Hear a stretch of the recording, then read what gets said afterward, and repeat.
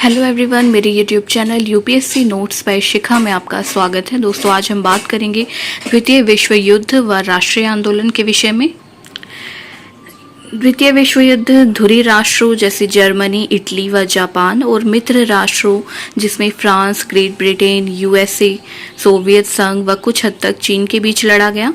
द्वितीय विश्व युद्ध प्रारंभ होने के साथ ही वायसराय लिथगो ने भारत को जर्मनी के विरुद्ध युद्धरत राष्ट्र घोषित कर दिया। देश में आपातकालीन कानून लगा दिए गए तथा प्रांतीय सरकारों की स्वायत्तता पर नियंत्रण लगा दिया गया। जनता के नागरिक अधिकार प्रतिबंधित कर दिए गए। कांग्रेस ने ब्रिटेन को युद्ध में इस शर्त पर समर्थन देना स्वीकार किया कि भारत को स्वतंत्र राष्ट्र घोषित किया जाना चाहिए और केंद्र में जनता का वास्तविक प्रतिनिधित्व करने वाली सरकार की स्थापना की जानी चाहिए। तत्कालीन अध्यक्ष सुभाष चंद्र बोस सहयोग की तत्कालीन जो कांग्रेस अध्यक्ष थे सुभाष चंद्र बोस, वो सहयोग की नीति के विरोधी थे। उनका कहना था कि द्वितीय विश्व युद्ध एक दुर्लभ अवसर है जिसका प्रयोग भारत को स्वतंत्र कराने के लिए किया जाना चाहिए। गांधी ने उनकी नीति का विरोध किया और इसके विरोध में कहा कि भारत को ब्रिटेन की बर्बादी की कीमत पर स्वतंत्रता नहीं चाहिए। 8 से 15 सितंबर 1939 तक कांग्रेस कार्य समिति की बैठक में तय किया गया कि भारत के लिए युद्ध व शांति के मामले का निर्णय भारत की जनता द्वारा ही किया जाना चाहिए। इस मामले में ब्रिटिश सरकार के नकारात्मक जवाब के कारण कांग्रेस की उच्च कमान ने कांग्रेस मंत्रिमंडलों को त्यागपत्र देने का निर्देश दिया। परिणाम स्वरूप कांग्रेसियों ने मंत्रिमंडलों से इस्तीफा दे दिया।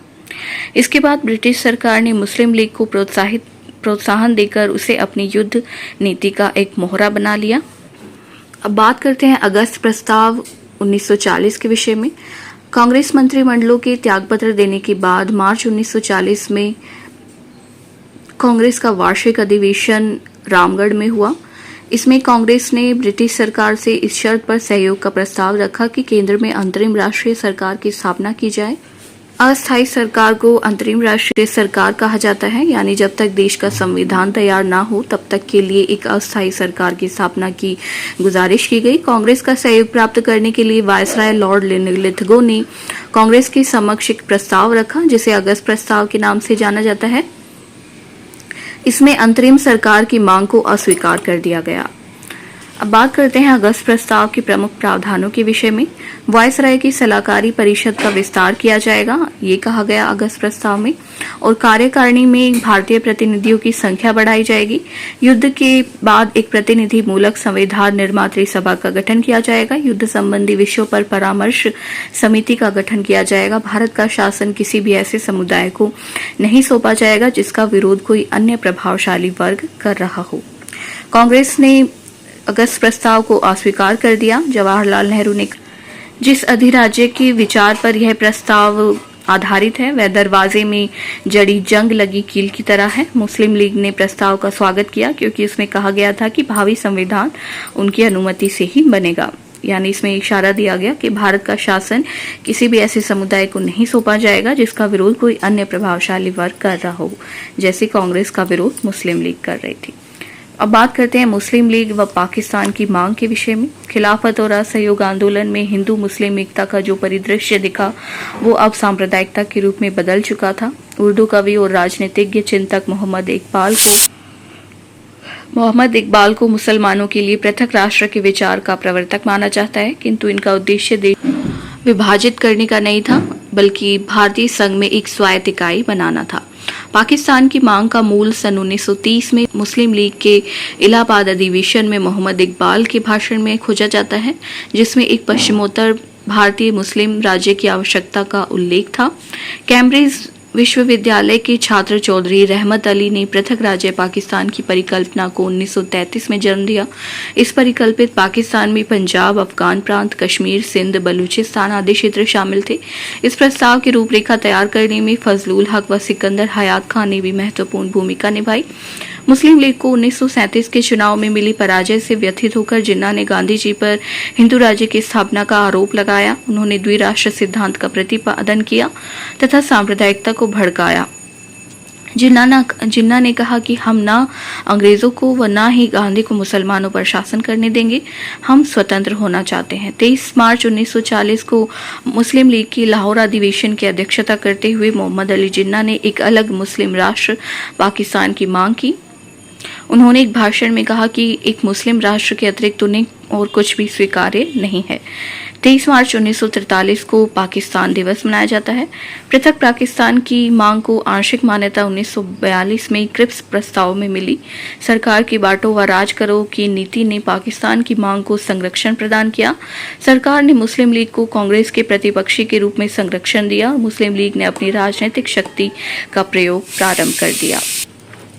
अब बात करते हैं व्यक्तिगत सत्याग्रह आंदोलन 17 अक्टूबर 1940 के विषय में। कांग्रेस ने युद्ध से अपने को अलग सिद्ध करने के लिए और अगस्त प्रस्ताव का विरोध करने के लिए व्यक्तिगत सत्याग्रह शुरू किया।